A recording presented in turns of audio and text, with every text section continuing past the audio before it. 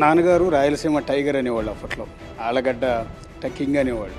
అట్లాగే అమ్మని చూస్తే రాయలసీమ ఫైర్ బ్రాండ్ అనేవాళ్ళు. నా తల్లిదండ్రులు నాకు నేర్పించింది, నాకు వదిలిపెట్టిపోయింది ఆలగడ్డ రాజకీయాలు, నంద్యాల రాజకీయాలు. ఆడపిల్లలను ఫైట్ చేస్తూ ఉంటే మా మీద యుద్ధం చేస్తున్నారు, ప్రతి ఒక్కళ్ళు మా మీద శత్రువులాగా మారి మా మీద బాణాలు వేస్తున్నారు అని. ఈ విధంగా ఉంటేనే మమ్మల్ని కాపాడుతుందనే ఆలోచన ఈరోజు నా కార్యకర్తలకు ఉంది కాబట్టి నేను ఆ విధంగా తయారైనా.